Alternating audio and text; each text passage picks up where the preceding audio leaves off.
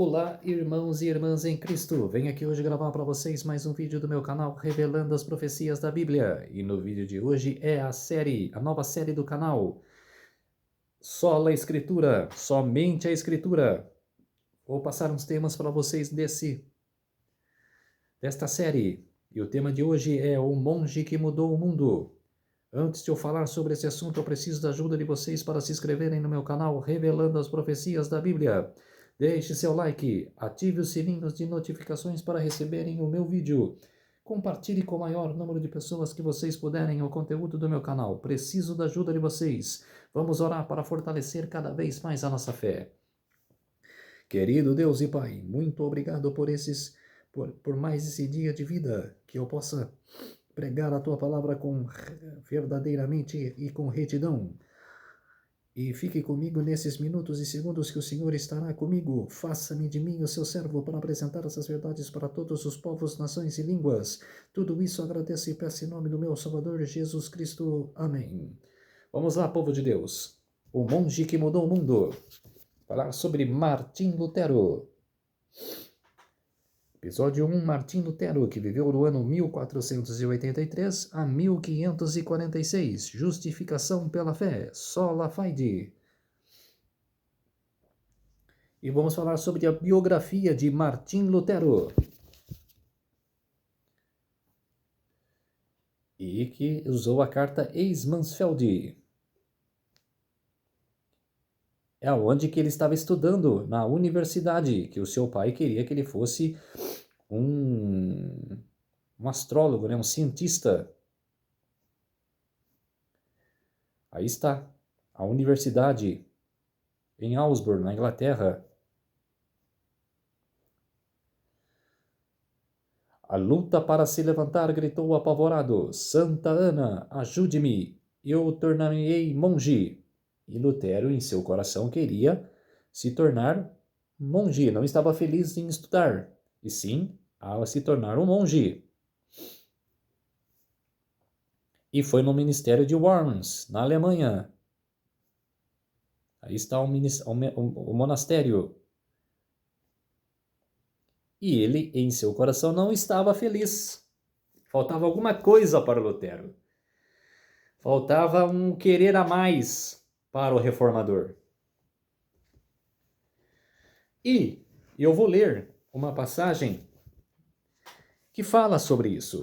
Em primeiro lugar, entre os que foram chamados a conduzir as igrejas das trevas papais para a luz da fé mais pura, encontra-se Martim Lutero, zeloso, ardente e devotado, não conhecendo outro temor senão o de Deus e não reconhecendo nenhum outro fundamento para a fé religiosa senão as Santas Escrituras. Lutero foi um homem para o seu tempo. Por meio dele, Deus realizou uma grande obra para a reforma da igreja e para a iluminação do mundo. Como os primeiros arautos do Evangelho, Lutero saiu das classes mais pobres. Seus primeiros anos foram despendidos num humilde lar de camponês alemão. Na labuta diária como mineiro, seu pai conseguiu os meios para a sua educação. Ele queria que o filho fosse advogado, mas o desígnio de Deus era tomá-lo um edificador do grande templo que estava sendo vagarosamente edificando através dos séculos. Necessidades, privação e severa disciplina foram escola na qual a infinita sabedoria preparou Lutero para a importante missão de sua vida.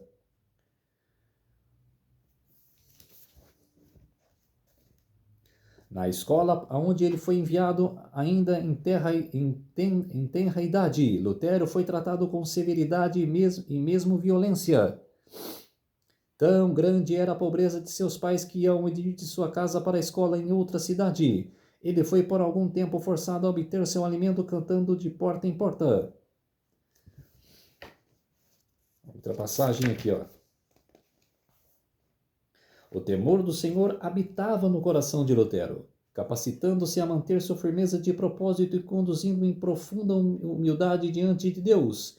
Ele possuía permanente senso de sua dependência da divina ajuda e não falhava em iniciar cada dia com oração, enquanto seu coração continuamente respirava uma petição por guia e apoio. Orar bem, dizia ele com frequência, é a melhor metade do estudo. E nesse monastério, Johann von Sturtsen cuidou de Lutero, que viveu entre 1460 a 1524.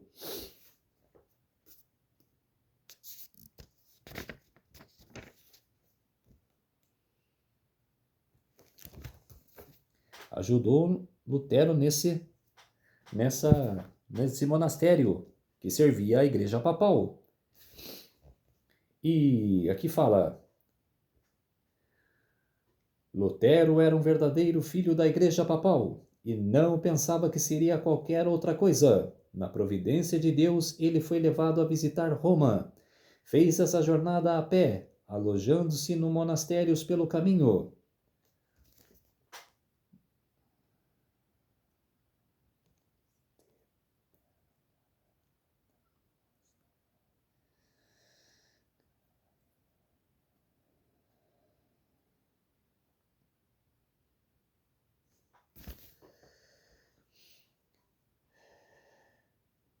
Num convento italiano, ele se maravilhou com a riqueza, magnificência e luxo que testemunhou. Favorecidos pela magnífica renda, os monges viviam em esplêndidos apartamentos, adornando-se com as mais ricas e custosas roupas e branqueteando-se em mesas suntuosas. Com penosas preocupações, Lutero costumava esta cena com a abnegação e dureza de sua própria vida. Sua mente ficou perplexa. Quer dizer, a riqueza de Roma, né?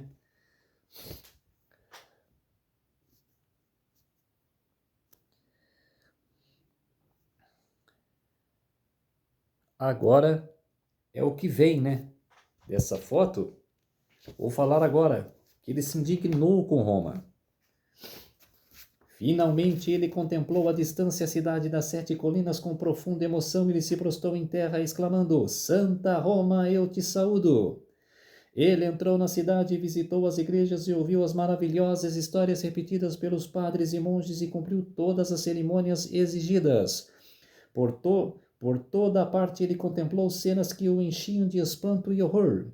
Ele viu que existia iniquidade em todas as classes do clero e ouviu piadas indecentes proferidas pelos prelados e ficou horrorizado diante de sua terrível profanação. Mesmo durante a missa, enquanto se misturava com os monges e cidadãos, Lutero testemunhou dissipação e sensualidade. Para onde ele se voltasse em lugar de santidade, ele encontrava profanação. E ele relatou: é incrível! Escreveu que pecados e atrocidades são cometidos em Roma. Eles precisam ser vistos, ouvidos para serem cridos. Por isso que se costumava dizer, se há um inferno, Roma está construída sobre ele. Ela é um abismo de onde todos os pecados procedem. Quer dizer... E tem gente que enfatiza Roma. Não sabe nem do terço da história.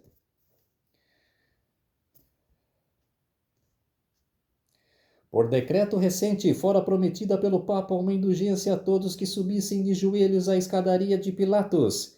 Quer dizer, outra coisa também, ó. Escadaria de Pilatos. Um cara que acusou Jesus, que lavou as mãos e permitiu que Jesus fosse pregado. Ele era a autoridade máxima de Roma naquela ocasião. E permitiu que Jesus fosse pregado na cruz. Era a profecia, mas ele poderia salvar Jesus. E lavou as mãos. Que se devia de ser sido descida por nosso Salvador ao deixar o tribunal romano e transportada miraculosamente de Jerusalém para Roma. Quer dizer, mentira. Lutero estava certo dia subindo devotamente esses degraus, quando ouviu subitamente uma voz semelhante a um trovão que lhe disse: o justo viverá pela fé. Romanos capítulo 1, verso 17. Ergueu-se num salto e apressou-se a sair do local envergonhado e horrorizado. Esse texto bíblico nunca perdeu sua força sobre a alma do monge alemão.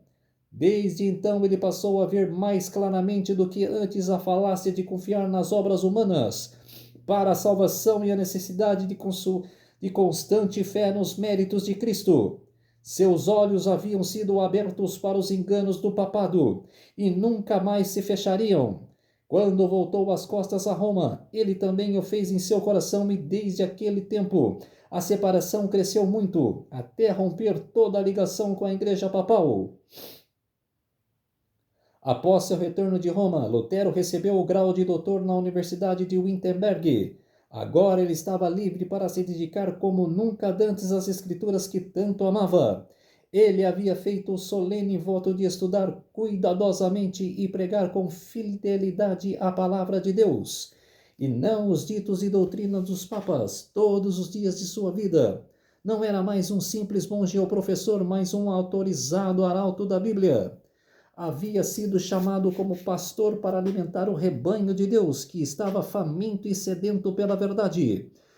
Ele declarava firmemente que os cristãos não deveriam receber outras doutrinas senão aquelas que repousavam sobre a autoridade das Sagradas Escrituras. Essas palavras assolaram o próprio fundamento da supremacia papal. Elas continham um princípio vital da reforma. Lutero viu o perigo de exaltar as teorias humanas acima da palavra de Deus e destemidamente atacou a infidelidade especulativa dos escoláticos, professores da universidade medieval, e se pôs à filosofia e teologia que desde há muito haviam exercido controladora influência sobre o povo. Ele denunciou tal conhecimento não apenas como sem valor, mas pernicioso, e buscou desviar a mente de seus ouvintes dos sofistas, dos filósofos e teólogos, para eternas verdades apresentadas pelos profetas e apóstolos. Vamos ver aqui que essa foto é as 95 teses que Lutero pregou sobre a igreja.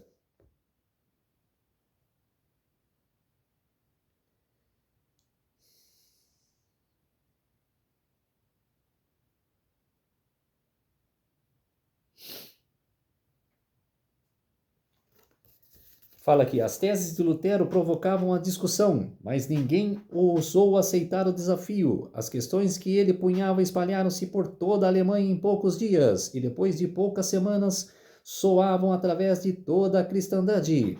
Muitos devotos romanistas que testemunhavam e lamentavam a terrível iniquidade prevalecente na igreja, mas que não sabiam como deter seu avanço, leram as teses com grande alegria, reconhecendo nelas a voz de Deus. Sentiam que o Senhor graciosamente pusera sua mão para deter a maré de corrupção procedente da sé romana, que aumentava rapidamente. Lutero ousou e pregou as 95 teses na igreja de Wittenberg, na Alemanha. Essa igreja aí, em Wittenberg, igreja católica. E as escrituras. Johannes Tertius, que viveu em 1465 a 1519.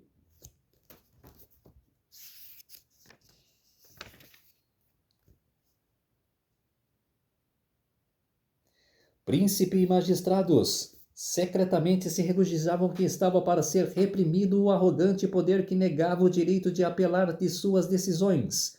Mas as multidões supersticiosas e amantes do pecado ficaram aterradas quando foram varridos os sofismas que tranquilizavam os temores. Os astuciosos eclesiásticos detidos em sua obra de retificar o crime e vendo suas rendas em perigo, ficavam furiosos e ajuntavam-se para defender suas pretensões. O reformador tinha agora acerbos acusadores a enfrentar.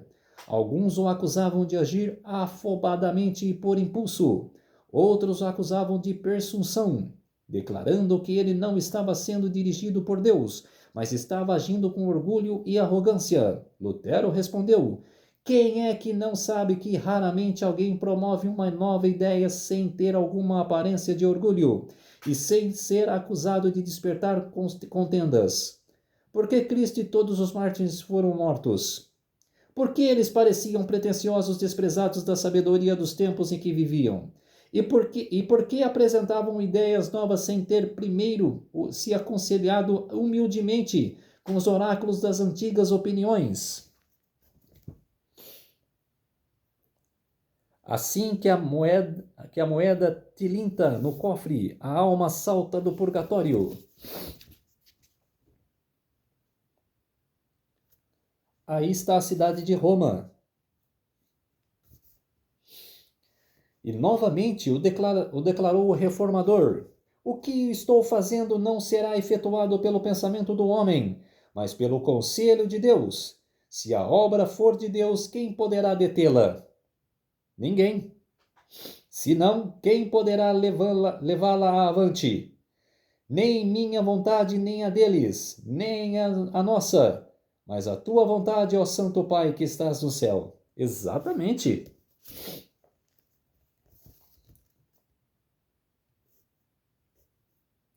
Papa Leão X, que regeu de 1475 a 1521.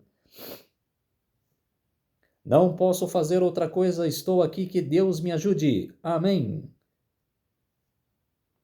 Frederico III, que ajudou Lutero na caminhada. E Lutero escreveu: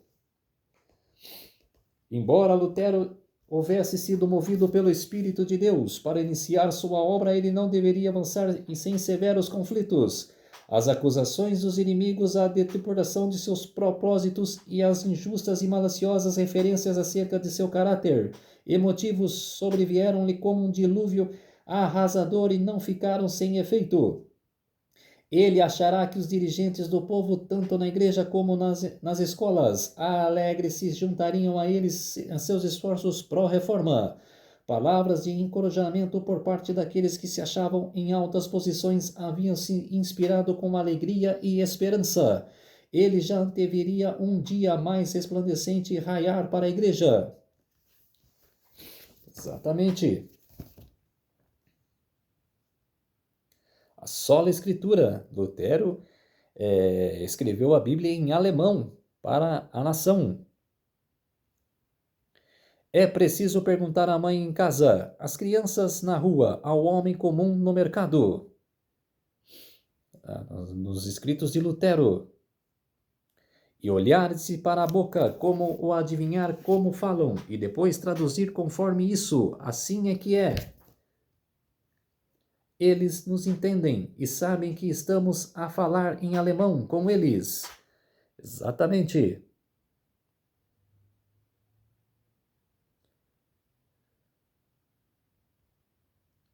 Catarina von Bora, que foi uma monge, né? Que vivia no monastério. Ela viveu no ano 1499 a 1552. E ela leu os escritos de Lutero, com certeza também a Bíblia, e ficou maravilhada. E até se converteu. Deixou o monastério. Ele próprio era um homem profundamente emotivo. A sua teologia sem ser entendida em relação ao próprio homem. Exato. Aí está o monastério, né? Justus Jonas, que viveu de 1493 a 1555. Somos todos mendigos, é verdade. Por que todos mendigos? Porque são da verdade. E no meio da riqueza de Roma, quem descobre a verdade é pobre, mas rico em conhecimento. Do lado de Deus, é rico em verdade.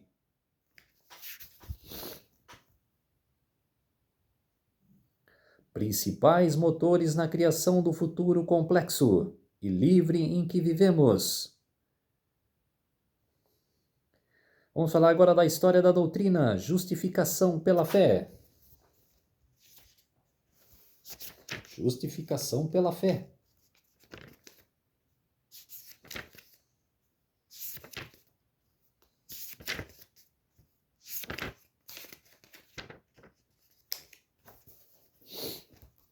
Vamos falar um pouco da história da doutrina.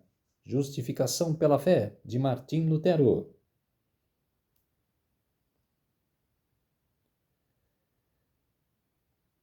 Romanos capítulo 3, verso 28, o homem é justificado pela fé sem as obras da lei.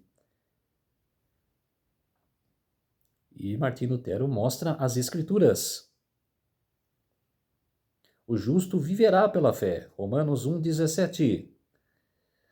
Meditava dia e noite até que vi a ligação entre a justiça de Deus e a reafirmação de que o justo viverá pela fé. Então compreendi que a justiça de Deus é aquela pela qual, pela graça, a pura misericórdia, Deus nos justifica mediante a fé.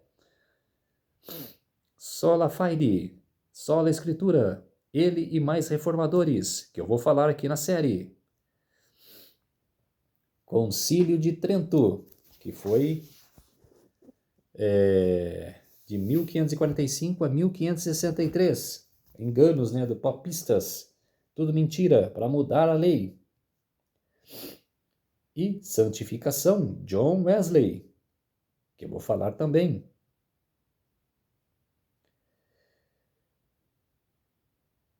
E o estudo bíblico, justificação pela fé. Sendo justificados gratuitamente pela sua graça, pela redenção que há em Cristo Jesus. Romanos capítulo 3, verso 24. Romanos capítulo 3, versos 10 a 12. Como está escrito, não há um justo nenhum sequer. Não há ninguém que entenda. Não há ninguém que busque a Deus. Todos se extraviam e juntamente se fizeram inúteis. Não há quem faça o bem. Não há nenhum só. Exatamente. Isaías 64, verso 6. Mas todos nós somos como imundo, e todas as nossas justiças como um trapo da imundícia, e todos nós caímos como a folha, e as nossas culpas como um vento nos arrebatam. Exatamente. É como se diz, desculpa para não aceitar a Cristo, para não ler a Bíblia. É a desculpa. Pois assim como uma por só ofensa veio o juízo sobre todos os homens para a condenação, assim também por um só acto de justiça veio a graça sobre todos os homens para a justificação de vida. Romanos 5:18. Romanos capítulo 3, verso 28. Concluímos, pois, que o homem é justificado pela fé, sem as obras da lei. Exatamente. Gálatas capítulo 2, verso 16. Sabendo que o homem não é justificado pelas obras da lei, mas pela fé em Jesus Cristo. Temos também crido que em Jesus Cristo, para sermos justificados pela fé de Cristo, e não pelas obras da lei. Exatamente. A gente tem que crer em Jesus.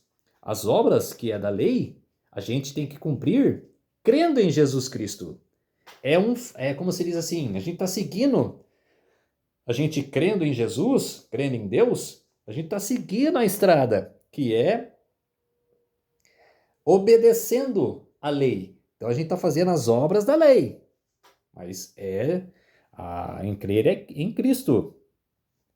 2 Coríntios capítulo 5, verso 21. Aquele que não conheceu o pecado e fez o pecado por nós, para que nele fôssemos feitos justiça de Deus. Exatamente. Romanos capítulo 5, versos 1 e 2. Justificados, pois, pela fé, temos paz com Deus, por nosso Senhor Jesus Cristo, pelo qual também temos entrada pela fé a esta graça, na qual estamos firmes e nos gloriamos na esperança da glória de Deus. Romanos capítulo 5, versos 1 e 2.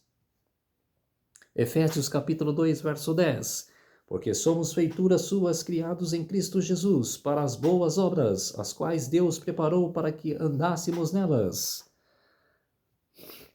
Tiago, capítulo 2, versos 17 e 18. Assim também a fé, se não tiver as obras, é morta em si mesma. Mas dirá alguém: tu tens a fé, e eu tenho as obras. Mostra-me a tua fé sem as tuas obras, e eu te mostrarei a minha fé pelas minhas obras. Exato. Então, povo de Deus, essa foi a primeira da série Sola Escritura, o monge que mudou o mundo.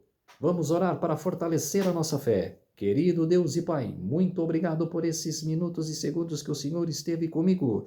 Fez-se de mim o seu servo para apresentar essas verdades para todos os povos, nações e línguas. Tudo isso agradeço e peço em nome do meu Salvador Jesus Cristo. Amém. Então, povo de Deus, se inscrevam no meu canal Revelando as Profecias da Bíblia. Deixe seu like, ative os sininhos de notificações para receberem o meu vídeo. Compartilhe com o maior número de pessoas que vocês puderem o conteúdo do meu canal. Preciso da ajuda de vocês. E que Deus os abençoe e até o próximo vídeo. Tchau!